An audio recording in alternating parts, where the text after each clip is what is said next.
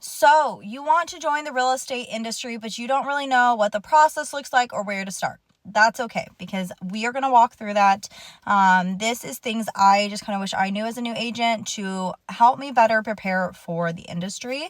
So if you are looking to join into the real estate world, keep watching. I will be focusing mostly on Oregon pricing for this video, as that's where I first got licensed. I will do another video on dual licensing for the state of Washington. Even if you are not an Oregon resident or looking to get your license in Oregon, this still will generally apply to all states. First things first, when jumping into the real estate industry, you do have to do 150 hours for Oregon in education to prepare for your Oregon state exam and national exam. You can do those courses online. That's the route I went through CE Shop. I liked that I can learn at my own pace and go at my own pace. Even if you finish the courses, keep in mind you do still have to rack in those 150 recorded hours. Your second option is going to, I believe CCC and PCC do still do in-person courses, but you're roughly looking at about, for your education portion, anywhere from $350 to $400 depending on where you go.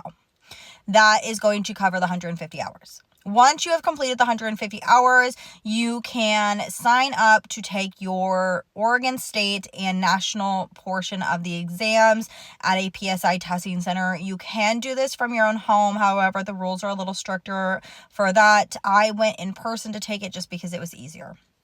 For that, do prepare to pay $95 for your exam. Keep in mind, if you do fail one portion of this exam, whether it is state or national, and you are required to retake that, you do have to pay that $95 every time you fail it.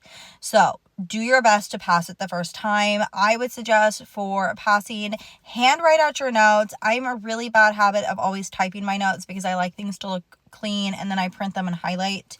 I did find that handwriting them out definitely helped me memorize it a little bit better though. Or you can also go the route of flashcards. I've heard great things about flashcards. You can handwrite them yourself, or there are other agents that do sell flashcards as well too. But handwriting them out is going to be, in my opinion, your best option for memorizing things. Keep in mind that your exams for national, there's a lot of stuff on there that you won't use day to day for real estate. A lot of what you learn in the courses you won't use day to day in the actual industry, but it is all still good information to have. The other thing with the exam, once you're done with the exam and you've passed it, you get that little pass on your paper. Then you are going to take fingerprinting and background. They go together, which is super nice. So I did my fingerprinting at PSI right after I took my exam, and it sent in my fingerprinting and my background in to get looked at. Once that's all approved and good for, then you'll get the notification everything is good to go. For me, I already had a brokerage that I was working with when I started my courses because they paid for my schooling. But for those of you who don't have that or are getting licensed independently at first, my suggestion, something I wish I did, was interview with brokerages. I was told by a fellow agent and a friend of mine that you are generally never going to stick with the first brokerage you join. Sometimes you do, sometimes you are the rare one that does stay with your brokerage, but don't have that expectation that when you have to stay with the first brokerage you interview with. I would suggest, what I wish I had done was interviewed at least 2 to 5 brokerages and learned a little bit more, because the one I joined, no hate towards them, it just didn't work for what I needed from a brokerage. I am such a hands-on learner. I learn by doing, not by reading. And for me, I wasn't getting the support that I needed at my brokerage. So I did interview and I found a brokerage that I absolutely love. I do wish I interviewed with more to learn more about brokerages, because I went in thinking everything was perfect in the brokerage that I was with, and that I absolutely was like, this is the great place. They're providing me all my leads, but at what cost? So when you're interviewing brokerages, it's important to understand desk fees, what those desk fees look like. Every brokerage is different. They could be $4,000, $7,000, $8,000, $16,000 a year of that comes out of a percentage out of your commission to pay for your desk fee. Desk fees, you want to know what that includes for your brokerage. Again, every brokerage is different. You want to know what your desk fee is going towards, what the support you have. Are they providing you leads, or are you getting your own leads? What does a day-to-day look like? What are their requirements? And again, remember, you're an independent agent. So you are not an employee, meaning that they can't technically require you to do anything, but you want to understand what your desk fee is really paying you for. Like, what is this money providing you back? And every agent is different, so keep that in mind. Interviewing with different brokerages is something that I think is the most important thing for new agents to do, because I'm going to repeat, every brokerage is different. Every agent is different. You want to find a brokerage that is going to fit your needs, especially as a new agent. It's so hard coming into an industry and feeling overwhelmed. And for me, I felt when I came in, I was already draining my energy, and I was already going down a path that I knew was going to end, ultimately, if I stayed where I was going to burn me out. You don't want to overwhelm yourself in your first year. Have the realistic goal that your first year, you're still going to be learning. You're going to learn the industry. Some people I've seen succeed so well in their first year, and that's amazing, but don't set your expectations to being those people. And I don't mean that in a negative way. I mean that in a way of set goals that are realistic to you and realistic to what you can achieve. And if you overshoot them, that's perfect for next year.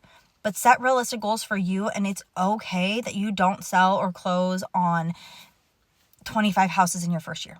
That's okay, because I set the expectations for myself to be really high, and then that first year hit, and I was like, wow, that was a hard year, but I learned so much about me and the industry, and I made a lot of changes, and it's 2025, and I'm going in with goals, and I am completely still changing and learning in the business. That's a big thing I didn't do when I was first in. I almost burnt myself out. So don't burn yourself out. Set your own brand for yourself. Create your name within your company. That way, when people hear your name, mine, Home Down with Hannah, that they know who you are. They hear the name Home Down with Hannah and they're like, I know what agent you're talking about. Create your brand that is you. Doesn't have to be the same brand that your company is, because in your brand, your company should want you to succeed as well too. And it's okay, because every agent has their own brand still within their own company. Those are just a few things that I would suggest to new agents. Don't overwork yourself. Join the right brokerage that fits for you. You don't have to cold call every single day. You don't have to door knock every single day. You don't have to spend thousands of dollars starting in right into the business, but understanding the expectations of when you're joining the brokerage. Last thing I will touch base on will be the fees. I know we talked a little bit about schooling fees, but these are going to be actual yearly and quarterly fees that you're paying. So we talked a little bit about the schooling fees. That we are looking at the $350 for your education. You have the $95 for your exam, and then you're looking at about $45 for the actual fingerprinting and background check. But now you have your annual fees and your quarterly fees that you pay. Your annual fee is going to go towards PMAR. For the most part, I believe that's the most commonly used realtor association in the Portland metro area. PMAR you pay once a year. When you first enroll, you will pay a prorated amount for that, depending on when you pass your exam and enroll. But every year in January, you'll pay the full amount, which is around $750. And then you have your quarterly fees, which for me go towards RMLS, which is generally where you're going to enroll in, because that's the century lock that you put on your properties for listing appointments and for showings and things like that. It's where you look up properties and can schedule showings for clients. That is around $183 every quarter. And then depending again on what brokerage you join, they may have monthly dues. For me, I'm with EXP, so I have different dues than somebody who might be with John L. Scott or Keller Williams. So it's important to understand those fees when you interview with brokerages like that. Do they have any monthly fees? What do those monthly fees cover? You don't want to just be paying $100 a month to get nothing out of it. Keep that in mind. Again, look at the splits between your brokerage and you. You should be walking away with the majority of your commission. Should not be going to your brokerage. That's something big I would always encourage new agents is check your splits and costs, because I did not do that when I first joined, and I didn't think anything of it when I first joined. Those are just some of my top tips when joining the industry and getting into it for the first time.